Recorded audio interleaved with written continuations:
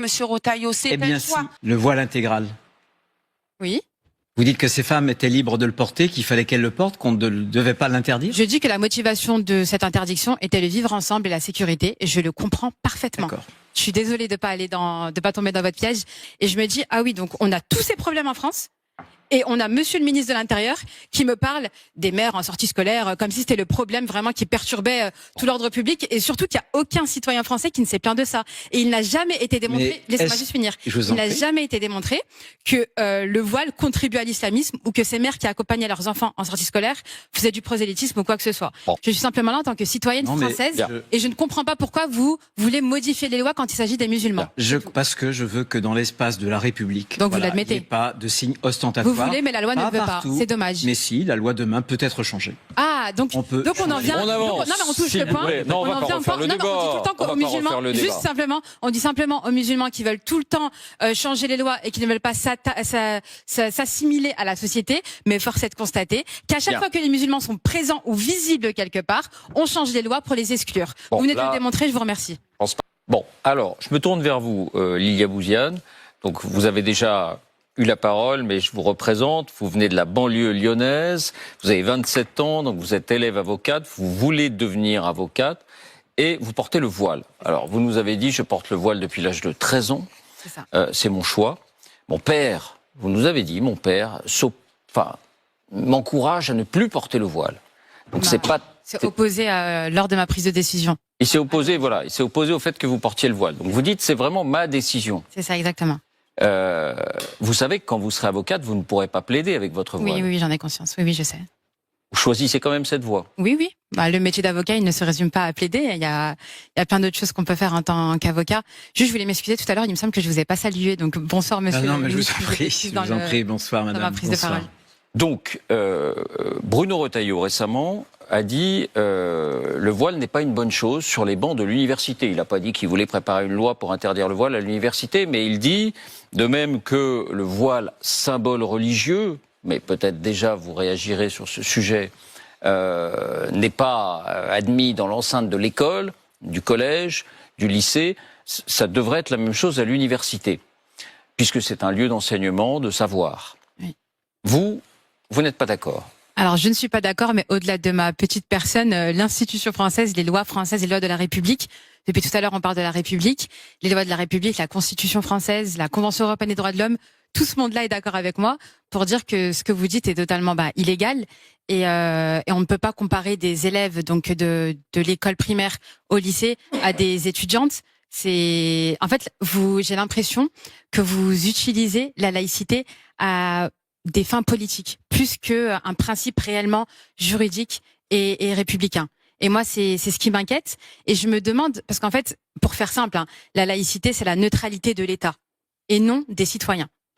Pour légiférer sur les élèves au sein des écoles, on a la loi de 2004. Soit. Mais pour tout ce qui concerne... Et vous la contestez, la loi de 2004? Absolument pas. Absolument pas. Quand je vais à l'école, je retirais mon voile, je me suis jamais opposée. Je n'ai jamais causé de problème par rapport à tout ça. Et preuve en est, je ne veux pas être fonctionnaire. Enfin, je veux dire, je respecte vraiment de manière très stricte le principe de laïcité. Vous admettez que dans des lieux qui sont des lieux que la République souhaite sanctuariser, notamment à l'école, que ce soit les professeurs, mais ça, c'est depuis longtemps, depuis 2004, les élèves ne puissent pas porter un voile ou autre chose, c'est-à-dire un signe ostentatoire religieux. Voilà. Ça, vous l'admettez? Je l'admets, c'est la loi, je l'admets. Je l'admets, mais ce que je... Et vous le regrettez? Vous l'admettez ou vous le regrettez? Je l'admets. Mais ensuite, j'ai pas étudié en profondeur la loi de 2004 pour avoir réellement un avis juridique là-dessus. Je sais qu'il y a beaucoup de professionnels du droit qui disent qu'au niveau de la laïcité, c'est pas très respectueux justement de ce principe-là. Ah si. Mais moi, en tant que ces professeurs de droit qui disent que la loi de 2004 ne respecte pas la laïcité se trompent. D'accord. Alors vous, du coup, vous avez raison quand vous affirmez que... Non, mais je vais vous expliquer. Vous avez raison, il y a des obstacles pour l'université. Non, il n'y a pas d'obstacle, c'est illégal. Vous avez raison. Non, je dis qu'il y a des obstacles. Pardon, est-ce que je vous ai coupé? Est-ce que vous souhaitiez... Allez-y, on échangera. D'accord. Vous dites que vous portez le voile, c'est une liberté, ce que je conçois très bien. Je pense que pour autant, le voile, pour les islamistes notamment, c'est un étendard. J'ai un ami qui est emprisonné en Algérie aujourd'hui, il est âgé, il a le cancer, il s'appelle Boualem Sansal. Boualem avait écrit un jour, il est algérien, il est de cette culture-là, et il avait dit, et il avait écrit, l'islamisme, c'est la victoire du voile. Je pense que le voile est utilisé pour dire, on n'est pas comme vous, et surtout, comme un signe de l'apartheid. De ceux qui croient en un Dieu, de ceux qui croient en un autre Dieu, ou peu importe. Je pense que le voile, c'est un signe qui sépare les hommes et les femmes, pour inférioriser les femmes. Vous dites, moi j'ai cette liberté, mais il y a tant de pays, les Iraniennes, qui se battent et qui sont punies gravement, parfois sur leur vie, parce qu'elles n'ont pas le droit, vous voyez, d'enlever leur voile. Et c'est ça qui me choque. J'ai pas l'intention, David Pujadas l'a dit, c'est une proposition personnelle sur l'université, parce que je trouvais qu'il y avait une sorte de continuité. Je pense que l'école publique, l'université publique, c'est la République. Et le modèle républicain fait qu'on a des particularités, on a des foi qui sont différentes. Et ça, c'est important. Et on doit les vivre pleinement. Mais le modèle républicain fait que dans un espace commun, pour bien vivre en commun, on essaie de laisser ces particularismes, notamment qui concernent la croyance, de côté. Mais ça, pour faciliter, vous voyez, la concorde. Donc du coup, vous êtes contre le principe républicain de la laïcité. Tout ce que vous venez de dire, ça contrevient à ce principe. Ah non, c'est au contraire. C'est votre vision des choses.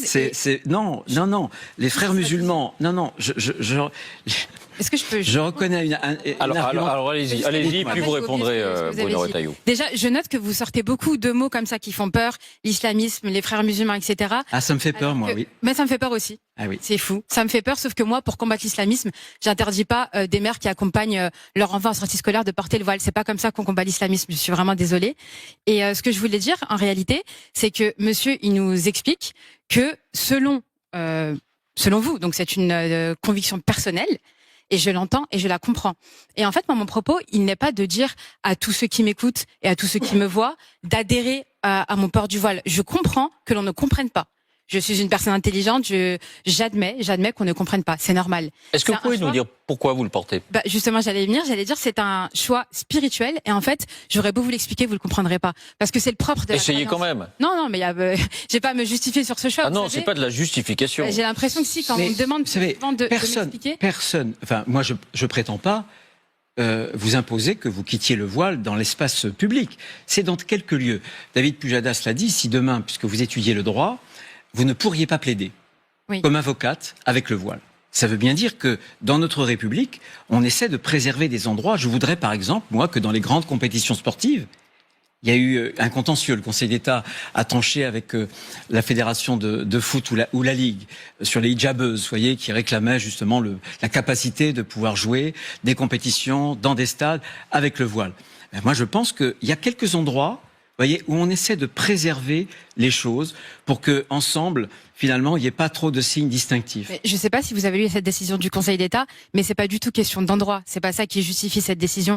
C'est le fait. C'est le règlement. Finalement, voilà, c'est ça. C'est la possibilité. Oui, mais c'est la possibilité d'inscrire cette règle dans le règlement.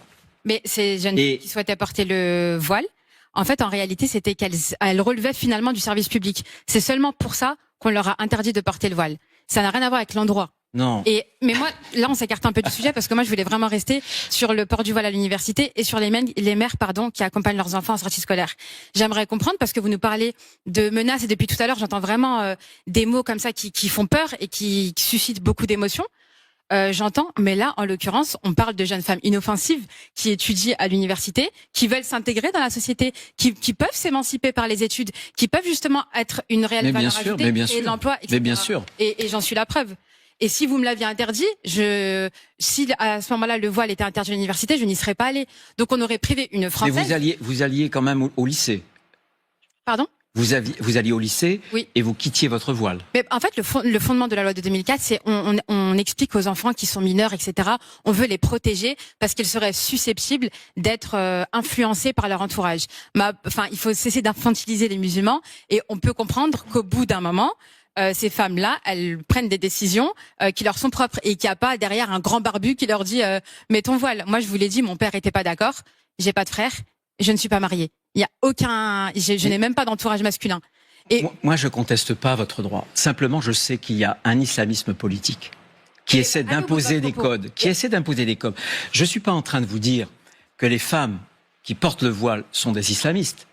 Je vous dis simplement, écoutez-moi bien, que tous les islamistes, tous, veulent que les femmes portent le voile. Mais parce qu'en fait, c'est la religion musulmane qui impose de porter le voile. C'est contesté. C'est contesté, c'est vrai. Vous le Mais savez pour très la bien. plus grande majorité. Vous le savez très bien. Oui, bien sûr, je le sais. C'est un choix qui relève C'est contesté. tout est autant de la contesté. politique que de la religion. Ah non, pas du tout. Et nous, mais vous on pensez est vraiment en qu'à 13 ans, France. j'ai fait ce choix politique? Oui, non mais En quoi ma vie traduit une volonté politique? Je comprends pas. Je parle d'une règle générale. On est sur un modèle républicain qui est Justement. très exigeant, qui souhaite que on n'interdit pas des particularités, des croyances, mais que dans des espaces qui sont des espaces républicains, ça soit protégé et qu'on essaie de se retrouver loin des particularismes pour avoir une vie civique commune.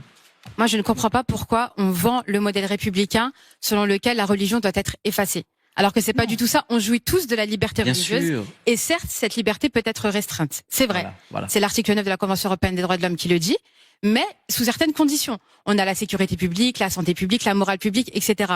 Et là, en l'occurrence, pour ces étudiantes à l'université ou pour ces mères accompagnatrices, je ne vois pas du tout en quoi elles troublent quoi que ce soit. Elles n'ont dérangé personne. Et vraiment, excusez-moi, juste je finis sur ça. Si aujourd'hui vous vendez aux Français le fait de combattre l'islamisme en interdisant ces pauvres femmes de porter le voile, c'est inquiétant.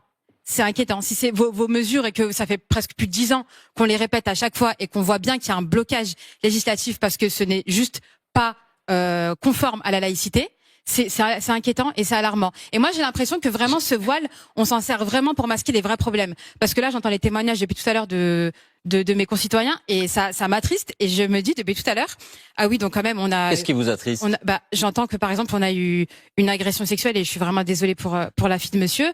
J'entends que des personnes se sentent mal à l'aise. J'entends franchement des témoignages qui m'ont bouleversée et je me dis ah oui, donc on a tous ces problèmes en France.